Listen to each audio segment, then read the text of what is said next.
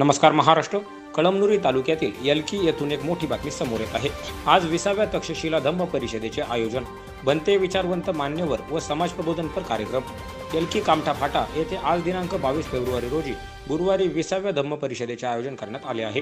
22 February रोजी पूजनीय भंते यांच्या हस्ते पंचशील ध्वजाचे ध्वजारोहण संपन्न होणार असून यावेळी भंते पायाबोधी महाथेरो, भंते महाकश्यप थेरो, भंते संघप्रिय, भंते आनंद बोधी, भंते सचिव बोधी, भंते सुगत बोधी यांची उपस्थिती लाभणार असून सायंकाळी 7 वाजेपर्यंत भंते यांची धम्म देसना संपन्न होणार आहे.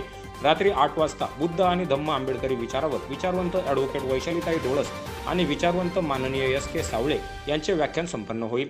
त्यानंतर रात्री 9 वाजता लॉंग मार्च प्रणेते पी.रि.पाचे राष्ट्रीय अध्यक्ष प्राध्यापक जोगेंद्र कवाडे सर यांचे प्रमुख मार्गदर्शन. कार्यक्रमाच्या अध्यक्षस्थानी आमदार संतोष बांगर राहणार आहेत.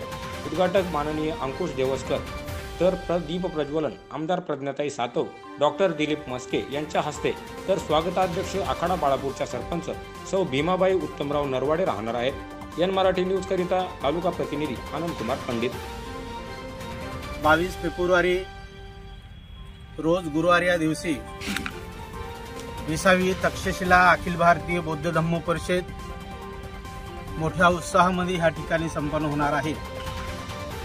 त्या धम्म परिषदेसाठी मुख्य आकर्षण म्हणून लॉंग मार्चचे प्रणेते आदरणीय प्राध्यापक जोगेंद्र कवाडे सर व प्रमुख व्याख्यात्या ॲडव्होकेट वैशालीताई डोळस व एस.के. साळवे पुन्हा यांची प्रमुख उपस्थिती व मार्गदर्शन या ठिकाणी होणार आहे.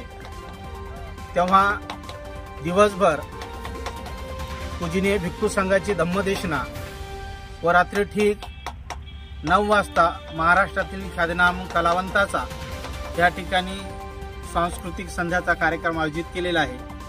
तेव्हा त्या कार्यक्रमासाठी महाराष्ट्राच्या सुप्रसिद्ध गायिका प्रबोधिनी साठे नागपूर, सुप्रसिद्ध कव्वाल सलीम शहजादा अमरावती, वैशालीताई भालेराव औरंगाबाद, रविराज भद्रे नांदेड, बबन दिपके वसमत आणि मनीषा कांबळे मानवत या शाहिरांचा ह्या ठिकाणी कार्यक्रम होणार आहे.